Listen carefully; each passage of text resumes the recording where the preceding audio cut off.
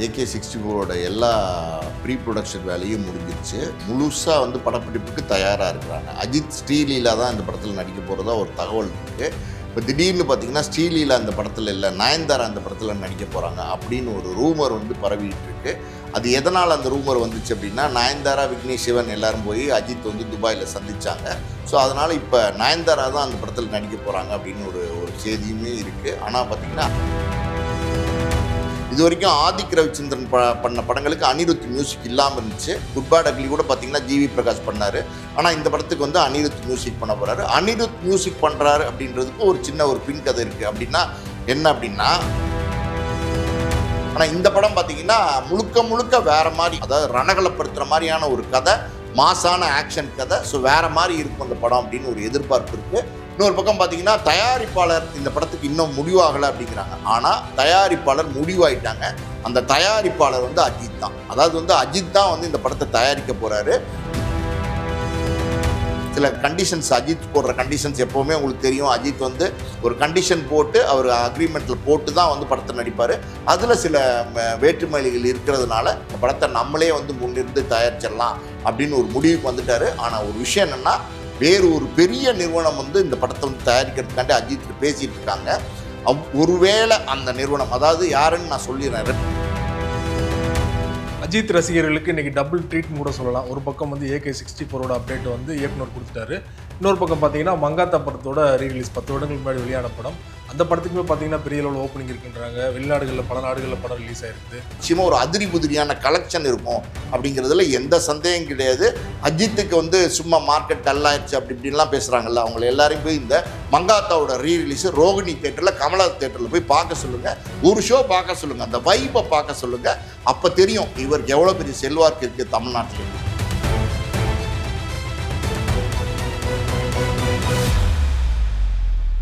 Media circle நேயர்களுக்கு வணக்கம். இன்றைக்கு நம்ம நேர்காணலுக்காக ஆஸ்கர் மூவிஸ் தயாரிப்பாளர் பாலாஜி பிரபு அவர்கள் நம்மோடு இருந்திருக்கார். அவரோடு பேசலாம். சார் வணக்கம். வணக்கம். அஜித் அவர்களுடைய AK64 திரைப்படம் எப்போ ஆரம்பிக்க போகிறாங்க அப்படிங்கிறது தான் எல்லோருடைய எதிர்பார்ப்பாக இருந்தது. குறிப்பாக அந்த படத்துக்கு தயாரிப்பாளர் கிடைக்கல, அஜித் அதிகமாக சம்பளம் கேட்குறாரு அப்படின்னு பல்வேறு தகவல் சுட்டி இருந்தது. இந்த சூழலில் பார்த்தீங்கன்னா ஆதிக் ரவிச்சந்திரன் இன்றைக்கு நம்ம பேசிகிட்டு இருக்க வேலையில் அப்டேட் கொடுத்துருக்காரு. பிப்ரவரி மாதம் படத்தை ஆரம்பிக்க போகிறோம் அப்படின்னு. எப்படி பார்க்குறீங்க? AK64 எல்லா ப்ரீ ப்ரொடக்ஷன் வேலையும் முடிஞ்சிருச்சு. முழுசாக படப்பிடிப்புக்கு தயாராக இருக்கிறாங்க. அஜித் ஸ்ரீலீலா தான் இந்த படத்தில் நடிக்க போகிறதா ஒரு தகவல் இருக்குது. இப்போ திடீர்னு பார்த்தீங்கன்னா ஸ்ரீலீலா இந்த படத்தில் இல்லை, நயன்தாரா அந்த படத்தில் நடிக்க போகிறாங்க அப்படின்னு ஒரு ரூமர் பரவிட்டு இருக்கு. அது எதனால் அந்த ரூமர் வந்துச்சு அப்படின்னா, நயன்தாரா, விக்னேஷ் சிவன் எல்லாரும் போய் அஜித் துபாயில் சந்தித்தாங்க. ஸோ அதனால் இப்போ நயன்தாரா தான் அந்த படத்தில் நடிக்க போகிறாங்க அப்படின்னு ஒரு செய்தியுமே இருக்குது. ஆனால் பார்த்திங்கன்னா அஜித் ஸ்ரீலீலா தான் அந்த படத்தில் பேராக இருக்க போகிறாங்க. அஜித்தோட படம்னாலே பார்த்திங்கன்னா அந்த அப்டேட்ஸ்காண்டியே அவருடைய ரசிகர்கள் காத்துட்ருப்பாங்க. நம்ம பார்த்துருக்கோம். அதாவது இந்த துணிவு படத்துலலாம் பார்த்திங்கன்னா நம்ம எடப்பாடி போகிற பிரச்சாரத்துக்கு போகிற இடத்துல எல்லாம் போய் ஐயா துணிவு அப்டேட் கொடுங்க, துணிவு அப்டேட் கொடுங்கன்ற மாதிரிலாம் நம்ம பார்த்துருக்கோம். ஃபாரினெல்லாம் கேட்டிருக்காங்க. இந்த படத்தை பொறுத்த வரைக்கும் அஜித் என்ன சொல்லிட்டாருன்னா, AK64 அப்படின்லாம் தொடர்ந்து இல்லாமல் இந்த படம் பூஜை போட்டு தொடங்குற அன்னைக்கே பார்த்தீங்கன்னா இந்த படத்தோட பேரை அனௌன்ஸ் பண்ணிடுங்க அப்படின்னு சொல்லி அஜித் சொல்லிட்டாராம். அஜித் அந்த பேரை செலக்டும் பண்ணிட்டார். அதாவது ஆதிக்கு ஒரு 7-8 பேர் ரெடி பண்ணி அஜித்தை போய் காமிச்சிருக்காரு. இதில் அமர்க்கலமாக இருக்கிற மாதிரி ஒரு பேரை அஜித் செலக்ட் பண்ணியிருக்காரு. ஸோ அந்த பேரோடு தான் பூஜை போட போகிறாங்க. பூஜை போடுற அன்னைக்கே ஷூட்டிங் போக போகிறாங்க. ஷூட்டிங் பிப்ரவரி மாதத்துலேருந்து ஷூட்டிங் போக போகிறோங்கிறத அந்த படத்தினுடைய இயக்குனர் ஆதிக்கே அஃபிஷியலாக அனௌன்ஸ் பண்ணியிருக்காரு. ஸோ இந்த படம் அது வழக்கமான படத்துலேருந்து ரொம்ப மாறுபட்ட படமாக இருக்கும் அப்படிங்கிறாங்க. இந்த படத்தை பொறுத்த வரைக்கும் பார்த்தீங்கன்னா அனிருத் மியூசிக் பண்ணுறார். இது வரைக்கும் ஆதிக் ரவிச்சந்திரன் பண்ண படங்களுக்கு அனிருத் மியூசிக் இல்லாமல் இருந்துச்சு. குட் பேட் அக்லி கூட பார்த்தீங்கன்னா ஜிவி பிரகாஷ் பண்ணார். ஆனால் இந்த படத்துக்கு அனிருத் மியூசிக் பண்ண போகிறாரு. அனிருத் மியூசிக் பண்ணுறாரு அப்படின்றதுக்கு ஒரு சின்ன பின் கதை இருக்குது. அப்படின்னா என்ன அப்படின்னா, ரஜினிகாந்தை வச்சு ஒரு படம் பண்ணணும் அப்படின்னு ஆதிக்கு ரொம்ப நாள் ஆசை இருக்குது. சிவாஜி கணேசன் வீட்டு, அதாவது பிரபுவோட மருமகன் அப்படின்னும் போது ஸோ ஈஸியாக ரஜினியை அப்ரோச் பண்ண முடியும். ஆனால் இன்றைக்கி ரஜினியை அப்ரோச் பண்ணணும், கூலான ஒரு மூடில் ரஜினியை பார்க்கணும் அப்படின்னா அனிருத் முதல்ல பிடிச்சாதான் உண்டு. அனிருத்தில் கதை சொன்னால் அனிருத் ஆட்டோமேட்டிக்காகவே தலைவர்கிட்ட கூப்பிட்டு போயிடுவார். அதனால் அனிருத் இந்த படத்தில் மியூசிக்காக பண்ணுறதுக்கு காரணம் ஆதிக்கோடைய ஒரு இன்னர் பிளான் ஒன்று இருக்குது. ஸோ ஒரு கதையை பார்த்திங்கன்னா அனிருத் ஆல்ரெடி சொல்லியிருக்காரு ஒரு லைனை ரஜினிக்கு. அதை அனிருத் தலைவர்கிட்ட கூப்பிட்டு போகிறேன்னு சொல்லியிருக்காரு. இதெல்லாம் ஒரு பக்கம் அனிருத் மியூசிக் பண்ணுறாரு. அனிருத்தோட மியூசிக்னாலே இன்றைக்கி பார்த்திங்கன்னா அது சக்கையை போடும். அது எல்லா எல்லா ஸ்டார்ஸ்க்கும் அவர் தான் பண்ணுறாரு. ரஜினி, கமல், விஜய், அஜித் எல்லா ஸ்டார்ஸ்க்கும் அனிருத் தான் மியூசிக் பண்ணுறாரு. ஸோ அந்த காம்பினேஷனே ரொம்ப வித்தியாசமான காம்பினேஷனாக இருக்கும். இதுக்கு முன்னாடி பார்த்தீங்கன்னா குட் பேட் அக்லி, அது ஆதிக் ரவிச்சந்திரன் கொடுத்த படம். அது முழுக்க முழுக்க பார்த்தீங்கன்னா அஜித் ரசிகர்களுக்காண்டி எடுக்கப்பட்ட படம். அதாவது ஸ்க்ரீனில் ஒவ்வொரு ஃப்ரேம்லேயும் பார்த்தீங்கன்னா அஜித் வரும்போது ஆடியன்ஸ் வந்து கை தட்டி கிளாப் பண்ணி விசில் அடித்து என்ஜாய் பண்ணாங்க. ஒரு செரிஷபிள் மூமெண்ட்னு சொல்லுவாங்கள்ல, அஜித்தை பார்த்தாலே அவ்வளோ பிரமாதமாக இருக்குது அப்படின்னு சொல்லி அஜித் பல படங்களில் பேசின டயலாக்கு எல்லாத்தையும் உள்ளே கொண்டு வந்து போட்டு அந்த படத்தை வந்து ஒரு சூப்பர் ஹிட் ஆக்கிட்டாரு. மிகப்பெரிய ஒரு வசூலையும் வந்து குட் பேட் அக்லி பண்ணிச்சு. சென்ற வருடத்தில் பார்த்தீங்கன்னா 100 கோடி தாண்டின படத்தில் குட் பேட் அக்லியும் ஒரு படம் அப்படின்னும் போது அடுத்து ஒரு கதை சொன்னார். அந்த கதை வந்து அஜித்துக்கு பிடிச்சதுனால அதில் தான் இப்போ நடிக்க போகிறாரு. ஆனால் இது வந்து அஜித் ஃபேன்ஸ்காண்டி எடுக்கப்பட்ட குட் பேட் அக்லி. ஆனால் இந்த படம் பார்த்தீங்கன்னா முழுக்க முழுக்க வேறு மாதிரி ஒரு அதகரம், அதாவது ரணகலப்படுத்துகிற மாதிரியான ஒரு கதை, மாசான ஆக்ஷன் கதை. ஸோ வேறு மாதிரி இருக்கும் அந்த படம் அப்படின்னு ஒரு எதிர்பார்ப்பு இருக்குது. இன்னொரு பக்கம் பார்த்தீங்கன்னா தயாரிப்பாளர் இந்த படத்துக்கு இன்னும் முடிவாகலை அப்படிங்கிறாங்க. ஆனால் தயாரிப்பாளர் முடிவாயிட்டாங்க. அந்த தயாரிப்பாளர் வந்து அஜித் தான். அதாவது வந்து அஜித் தான் வந்து இந்த படத்தை தயாரிக்க போகிறாரு. நேரடியாக தயாரிப்பாளர் அஜித் அப்படின்னு பண்ண போகிறாரா அப்படின்னா ரிலையன்ஸோட வந்து மூவ் பண்ணிட்டு இருக்காங்க.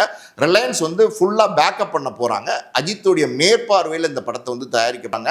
அஜித் வந்து 150 கோடி ரூபா சம்பளம் கேட்குறாரு. அதனால் அந்த 150 கோடி ரூபா சம்பளம் கொடுத்தா இந்த படத்துக்கு லாபம் வராது, பட்ஜெட் கட்டுப்படி ஆகாது அப்படின்ற சில பேச்சுக்கள்லாம் இருக்குது. அதனால் அஜித்துக்கு தயாரிப்பாளர் இல்லை, அடுத்த படத்துக்கு தயாரிப்பாளர் இல்லை, அதனால தான் அந்த படம் வந்து அடுத்தடுத்து தள்ளி போயிட்டே இருக்குது அப்படின்னு ஒரு சொல்கிறாங்க. ஆனால் அதெல்லாம் உண்மை கிடையாது. அஜித் வந்து எப்படின்னா அந்த 4 பேர் இருக்காங்கல்ல, first top stars Rajini, Kamal, Vijay, Ajith, இந்த 4 பேரில் ஒரு டாப் ஸ்டாராக அஜித் இருக்கிறதுனால அஜித்துக்கு தயாரிப்பாளர்கள் இல்லை அப்படிங்கிறதெல்லாம் சும்மா பேச்சு தான்.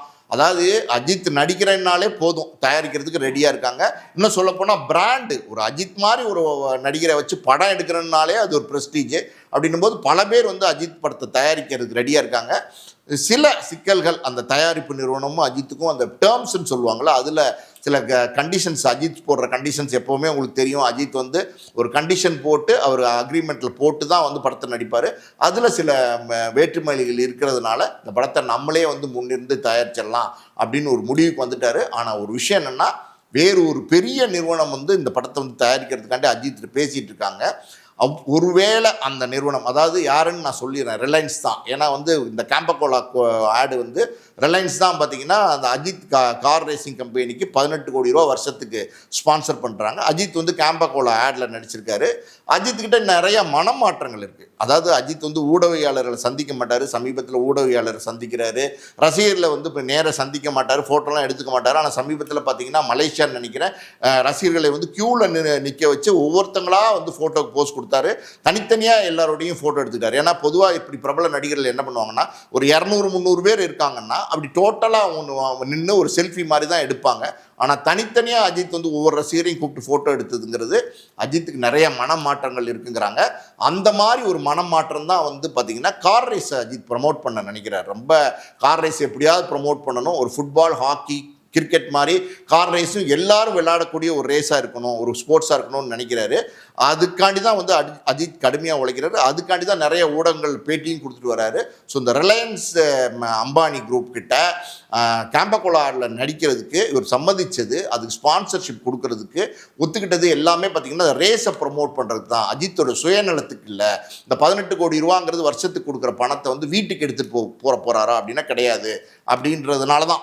ஆனாலுமே பார்த்திங்கன்னா இது வந்து ஒரு பொதுநலம் தான். அதாவது ஒரு கார் ரேஸுங்கிற ஸ்போர்ட்ஸை ப்ரமோட் பண்ணணுங்கிற ஒரு நல்ல நோக்கத்தோடு தான் அஜித் வந்து இந்த அட்வர்டைஸ்மெண்ட்டில் நடிக்கிறார், இந்த ஸ்பான்சரை வாங்கிட்டு. ஆனாலும் பார்த்தீங்கன்னா இதில் நிறைய விமர்சனங்கள் இருக்குது.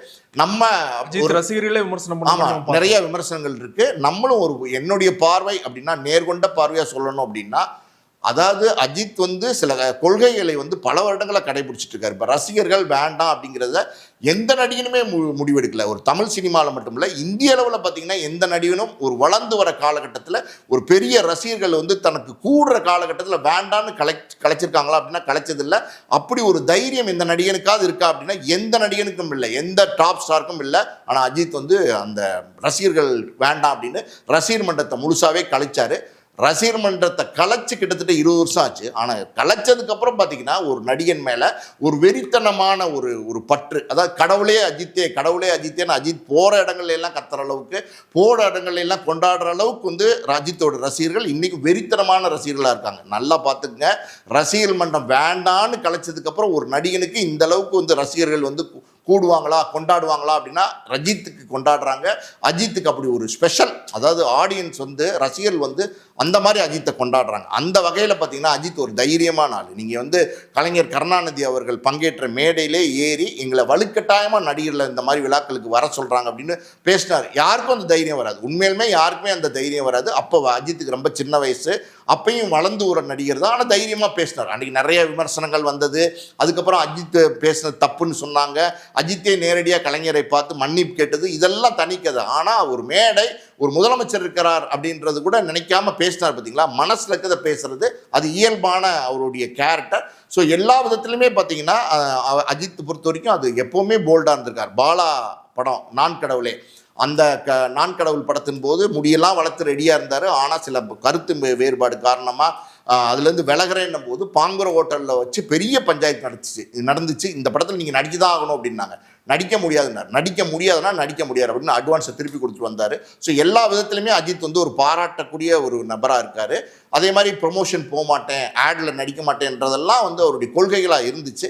இப்போ வந்து ஒரு நல்ல நோக்கத்துக்கு செஞ்சால் கூட இது வந்து என்னையை பொறுத்த வரைக்கும் இது தப்பாக தான் நான் பார்க்குறேன். ஏன்னா ஒரு கேம்பகோலா அப்படிங்கிற மாதிரியான ஒரு குளிர்பான ஆடில் அஜித் நடிக்கும் போது சும்மா அப்படி கையில் வச்சுட்டு ஒரு போஸ்டர் தான் இப்போ வந்திருக்கு.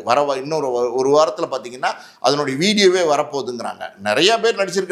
ரஜினி நடிச்சிருக்காரு கொக்கோ கோலா ஆடில், விஜய் நடிச்சிருக்காரு, மாதவன் நடிச்சிருக்காரு, எல்லாரும் நடிச்சிருக்காங்க. ஆனால் அஜித் வந்து நான் நடிக்க மாட்டேன். ஆரம்பத்தில் அஜித்துமே பார்த்தீங்கன்னா ஒரு செருப்பு ஆடில் நடிச்சிருக்காரு, ஒரு சட்டை ஆடில் நடிச்சிருக்காரு, ஒரு காப்பித்தூள் ஆடில் சிம்ரானோட சேர்ந்து நடிச்சிருக்காரு. இது அவருடைய ஆரம்ப காலகட்டங்கள். அதுக்கப்புறம் முடியாதுன்னு ஒரு கொள்கையோடு இருக்கிற காலகட்டத்தில் ரசிகர்கள் வந்து அஜித்தை வந்து வேற மாதிரி பார்க்குறாங்க. அதான் உண்மை. அப்படி இருக்கும்போது அஜித் வந்து இந்த ஆடில் நடிச்சிருக்க வேண்டாமோ அப்படிங்கிற எண்ணங்கள் எனக்கு வருது. இதுல வந்து ஒரு பொது ஆட்ல மட்டும் நடிக்கிறீங்க, உங்களோட கார் ரேஸ் ப்ரொமோட் பண்றதுக்கு நீங்க ஊடகங்கள்ல பேட்டி கொடுக்குறீங்க, உங்க படத்துக்கு வந்து சம்பளம் வாங்குறதுக்கு நீங்க ஏன் அதை வந்து ப்ரொமோட் பண்றதுக்கு வர மாட்டீங்க அப்படிங்கிற கேள்வி நியாயமான கேள்வி தான் இல்லையா? நியாயமான கேள்வியாக தான் இருக்கும். இந்த கேள்விகள் வரத்தான் செய்யும், இந்த கேள்விகள் எழத்தான் செய்யும். அதில் எந்த மாற்றுக்கருத்தும் கிடையாது. அதான் நான் சொல்கிறேன்ல, அஜித் வந்து இந்த 18 கோடி ரூபா வந்து கிடைக்குதுங்கிறதுக்காண்டி நல்ல எண்ணங்கள் தான், அது வேற விஷயம். ஆனால் அதுக்காண்டி கூட வந்து தன்னுடைய கொள்கையை தளர்த்திருக்க கூடாது. இந்த மாதிரி ஒரு குளிர்பான ஆடில் நடிச்சிருக்க கூடாது. இந்த குளிர்பான ஆடில் வந்து நிறைய, அதாவது வந்து விமர்சனங்கள் இருக்குது அந்த குளிர்பானங்கள் மேலே. இந்த பர்டிகுலர் குளிர்பானமே நம்ம சொல்லலை, பொதுவாகவே பார்த்திங்கன்னா இந்த ஆர்டிஃபிஷியலாக தயாரிக்கப்படுற குளிர்பானங்களில் கேஸ் இருக்குது, ஓவராக சுகர் கண்டென்ட் இருக்குது, நிறையா அது வந்து ஒபிசிட்டியை கிரியேட் பண்ணுது, அசிடிட்டியை கிரியேட் பண்ணுது, அது மாதிரி கேன்சரை உருவாக்குது, பலவிதமான சிக்கல்களை உருவாக்குது இந்த மாதிரி ஆர்டிஃபிஷியல் குளிர்பானங்கள்னும் போது இதில் வந்து அஜித் நடிச்சிருக்கணுமா அப்படின்னா நிச்சயமாக நடிச்சிருக்க கூடாது, நடிச்சிருக்க வேண்டாம். ஆனால் நடித்தது வந்து தப்பு தான். அதை வந்து அஜித் என்ன சொல்ல போகிறார் அப்படின்னு தெரில. அவருடைய ரசிகர்களே பார்த்தீங்கன்னா இந்த விஷயத்தில் ஷாக்காக தான் இருக்காங்க. பட் எது எப்படி இருந்தாலும் தமிழ் சினிமாவில் அஜித் வந்து ஒரு டாப் ஸ்டார். அஜித்துக்கான மார்க்கெட் அப்படிங்கிறது எப்போவுமே வந்து நிலையாக தான் இருக்குது. ஸோ அவருக்கு வந்து தயாரிப்பாளர் இல்லை அப்படிங்கிறதெல்லாம் முழுக்க வதந்திகளை தான் நான் பார்க்குறேன். அடுத்த படம் பார்த்திங்கன்னா மிகப்பெரிய ஒரு பட்ஜெட், கிட்டத்தட்ட ஒரு 300 கோடி ரூபா பட்ஜெட்டில் தயாராக போகிற ஒரு கிராண்டான படமாக இருக்க போது ஏகேவோட 64. இன்னும் சொல்லப்போனால் அடுத்த வாரம் நம்ம பேசும்போது அது படத்தோட பேரே வந்துடும். அஜித் ரசிகர்களுக்கு இன்னைக்கு டபுள் ட்ரீட் கூட சொல்லலாம். ஒரு பக்கம் வந்து AK64ஓட அப்டேட் வந்து இயக்குனர் கொடுத்துட்டாரு. இன்னொரு பக்கம் பார்த்தீங்கன்னா மங்காத்தா படத்தோட ரீரிலீஸ் 10 வருடங்களுக்கு முன்னாடி வெளியான படம். அந்த படத்துக்குமே பார்த்தீங்கன்னா பெரிய அளவில் ஓப்பனிங் இருக்குன்றாங்க. வெளிநாடுகளில் பல நாடுகளில் படம் ரிலீஸ் ஆயிருக்குது. எப்படி பார்க்குறீங்க சார்? அதாவது நீங்கள் பாருங்கள், அஜித் மட்டும் இல்லை, அஜித், விஜய், ரஜினி இவங்க 3 பேரும் பார்த்தீங்கன்னா பயங்கரமான ஒரு ஸ்டார் வேல்யூ உள்ள ஒரு நடிகர்களாக இருக்காங்க. கமலஹாசனை நம்ம ஏன் இங்கே சேர்க்கலை அப்படின்னா, கமல் வந்து வேறு மாதிரியான கேட்டகரி ஆர்டிஸ்ட். அவர் வந்து பிறவிலே நடிகர். சொல்லப்போனால் பிறக்கும் போதே நடிச்சுக்கிட்டே பிறந்திருப்பாரா அப்படிங்கிற அளவுக்கு வந்து யோசனை பண்ணுற அளவுக்கு ஒரு நடிகன் கமலஹாசன். அது வேறு கேட்டகரி. ஒரு கமர்ஷியலுக்குள்ள பல படங்கள் வந்திருந்தாலும் அதை தவிர்த்து பார்த்திங்கன்னா பல நல்ல படங்கள், அற்புதமான படங்களை, பரிச்சயம் பண்ணுற படங்களை வந்து கமல் தேர்ந்தெடுத்து நடிச்சிருக்காரு. அதனால் அவர் அந்த ரேஸில் நம்ம கொண்டு வரல. ஆனால் ரஜினி, அஜித், விஜய் அப்படின்னும் போது இந்த 3 பேருக்குமே சமபங்கான போட்டி இருக்குது. இது வரைக்கும் ரீ ரிலீஸில் பார்த்தீங்கன்னா கில்லி அது வந்து பட்டை கிளப்பியிருக்கு. கில்லி கலெக்ஷனு கில்லி தான். அது இது வரைக்கும் யாராலையுமே அந்த கில்லியோட ரீ ரிலீஸ் கலெக்ஷனை வந்து முறியடிக்கவே முடியல.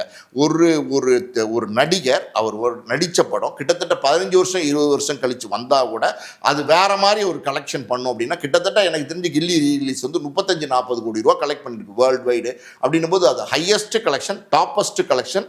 அந்த கலெக்ஷனை இது வேற ஏதாவது படம் ரீச் பண்ணிச்சா அப்படின்னா இது வரைக்கும் ரீச் பண்ணல. படையப்பா அதான் சொல்றேன்ல, படையப்பா பொறுத்த வரைக்கும் பார்த்தீங்கன்னா படையப்பா படத்தை ஒரு பெரிய படமாக்கணும், ரீ ரிலீஸை பெரிய படமாக்கணும். ரஜினியே வந்து 45 நிமிஷம் காணொலி கொடுத்ததெல்லாம் நம்ம பார்த்தோம். படையப்பான்னு பார்த்தீங்கன்னா மிகப்பெரிய வெற்றி, அதில் எந்த விதமான சந்தேகமும் இல்லை. அதுவுமே ஒரு பேங்கிங்கான கலெக்ஷனை பண்ணிச்சு, அதிரிபுதிரியான தியேட்டரில் கூட்டங்கள் இருந்துச்சு, பெரிய வெற்றி, அதில் ஒன்றும் சந்தேகம் இல்லை. ஆனால் இந்த கில்லி ரீ ரிலீஸை வந்து படையப்பா நெருங்கிச்சா அப்படின்னா நெருங்குற அளவுக்கு போயிருக்கு. ஆனால் கில்லி ரீ ரிலீஸினுடைய வசூலில் வந்து படையப்பா தாண்டலை அப்படிங்கிறது தான் உண்மை. உண்மையை பேசணும்னா அதுதான் உண்மை. ஸோ இந்த வகையில் பார்த்தீங்கன்னா நான் சொன்ன மாதிரி அஜித் வந்து ஒரு டாப் ஸ்டார். ஒரு இன்னைக்கு தமிழ் சினிமாவில் ஒரு மங்காத்தா பாருங்களேன் இன்னைக்கு தியேட்டரில், அதாவது எப்படி கொண்டாடுறாங்க பயங்கரமாக. ஒரு ரீ ரிலீஸ் படம் 15 வருஷத்துக்கு முன்னாடி வந்த படம், அது ஏற்கனவே பார்த்த படம், ஆல்ரெடி வந்து ஓடிடியில் இருக்குது, ஆல்ரெடி சேட்டலைட்டில் இருக்குது, எல்லாம் இருந்தும் கூட மறுபடியும் மங்காத்தா வந்து தியேட்டரில் வந்து பார்க்கணுன்னு வந்து பார்க்குறாங்க அப்படின்னா அது அந்தளவுக்கு ரசிகர்கள் வந்து நடிகர்களை நேசிக்கிறாங்க. அந்த நேசிக்கக்கூடிய ஒரு நடிகரில் ஒருத்தராக அஜித்தும் இருக்காருங்கிறது எந்த சந்தேகமும் இல்லை. இன்றைக்கி மங்காத்தாவுடைய ரீலீஸ் நீங்கள் தியேட்டருக்கு சும்மா போய் பாருங்கள், கமலா, ரோகிணி இந்த மாதிரி தியேட்டர்ல எல்லாம் பார்த்தீங்கன்னா அதாவது தியேட்டரே அதிருது. பட்டாசு வெடிக்கிறதுன்னா, மாலை போட்டு என்ஜாய் பண்ணுறதுன்னா, பேனர் கட்டுறதுன்னா, தோரணம் கட்டுறதுன்னா, அஜித்தோட கட் அவுட் வைக்கிறதுன்னா, இதையும் தாண்டி தியேட்டருக்குள்ளே போய் அவர் இன்ட்ரடக்ஷன் சீன்லாம் இருக்கு பாருங்க, அப்படி இறங்கி வர்றது, நடந்து வர்றது, எல்லாத்துக்கும் கிளாப், தலைவா தலைவா அப்படின்னு சொல்லி பயங்கரமான ஒரு கிளாப்பு, பயங்கரமான ஒரு அப்ரிசியேஷனு. அந்த பாட்டு, அதாவது ஆடாமை ஜெயிச்சோமடா அந்த பாட்டெலாம் சொல்கிறாங்க, அந்த பாட்டு திரையில் ஓடும்போது தியேட்டரே ஆடுது அப்படிங்கிறாங்க. அந்த அளவுக்கு வந்து பார்த்திங்கன்னா ஒரு ரசிகர்களுக்கு, ஒரு ரசிகருக்கு 15 வருஷம் கழித்து கூட ஒரு நடிகர் மேலே ஒரு ஆசை இருக்குது, பாசம் இருக்குது, நேசம் இருக்குது. அவர் நடித்த படங்கள் பல தடவை பார்த்த படத்தை பார்க்குறாங்க அப்படின்னா அது உண்மையாலுமே ஒரு உண்மையாலுமே கிரேட் தான். அது வந்து அந்த வகையில் விஜய், ரஜினி, கமல், அஜித் எல்லாருமே நம்ம சொல்லலாம். அது முக்கியமான நடிகர்களுக்கு எல்லாருக்குமே அந்த மரியாதை இருக்குது. ஸோ அஜித்தை பொறுத்த வரைக்கும் பார்த்தீங்கன்னா இந்த கிரேஸுங்கிறது குறைஞ்சிருச்சு அப்படிங்கிறதெல்லாம் எப்போவே கிடையாது. அதுக்கு ஒரு உதாரணம் இந்த மங்காத்தாவோட ரீ ரிலீஸு. 300 தியேட்டர்கிட்ட பார்த்தீங்கன்னா தமிழ்நாட்டில் ரீ ரிலீஸ் பண்ணியிருக்காங்க, எல்லாமே சிங்கிள் ஸ்க்ரீன்ஸு.